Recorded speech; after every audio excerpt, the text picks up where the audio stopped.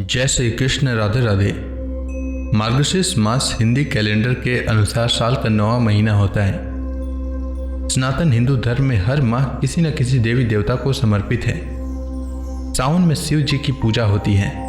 कार्तिक में भगवान विष्णु की आराधना करना लाभकारी होता है, तो वहीं मार्गशीर्ष माह में श्री कृष्ण भगवान की पूजा करना लाभकारी होता है।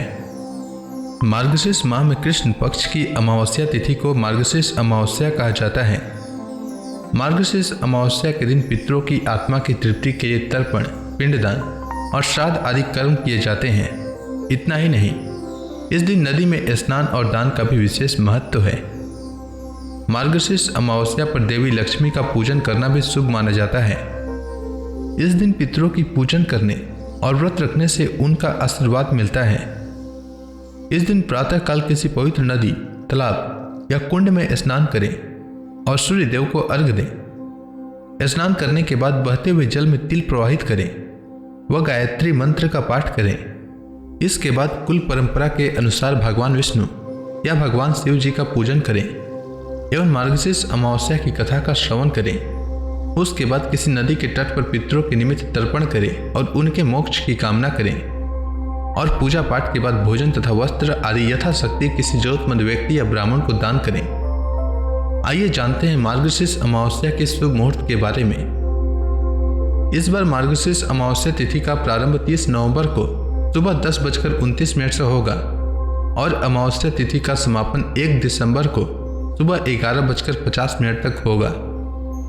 उदया तिथि के अनुसार मार्गशीर्ष अमावस्या 1 दिसंबर को है। इस बार अमावस्या की तिथि 2 दिन पड़ रही है, इसलिए श्राद्ध की अमावस्या 30 नवंबर को और स्नान दान की अमावस्या 1 दिसंबर को रहेगी। मार्गशीर्ष अमावस्या व्रत 30 नवंबर को रखा जाएगा। 30 नवंबर को सूर्योदय का समय सुबह 6:56 रहेगा। सूर्यास्त का समय शाम 5:24।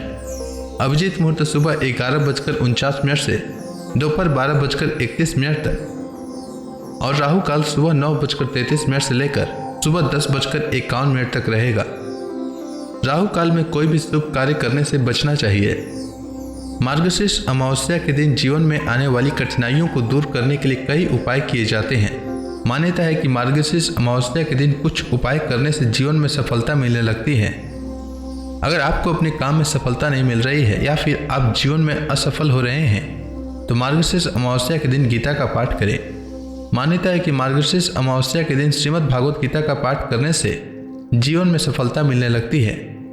अगर आपका बुरा समय चल रहा है तो इससे उबरने के लिए मार्गशीर्ष अमावस्या के दिन विष्णु मंदिर में पीले त्रिकोण वाला झंडा चढ़ाएं और हाथ जोड़कर भगवान विष्णु से प्रार्थना करें। ऐसा करने से सभी कष्ट दूर हो जाते हैं। अगर आपको लगता है कि आपकी सोचने समझने की शक्ति कुछ कमजोर पड़ रही है, कोई भी फैसला लेने में आपको बहुत वक्त लगता है और आपका ध्यान भी बार बार भटक जाता है, तो ऐसे में मार्गशीर्ष अमावस्या के दिन सुबह स्नान आदि के बाद माँ दुर्गा को लाल फूल अर्पित करें और 1.25 किलो मसूर की दाल लाल कपड़े में बांधकर देवी के चरणों में अर्पित कर दें।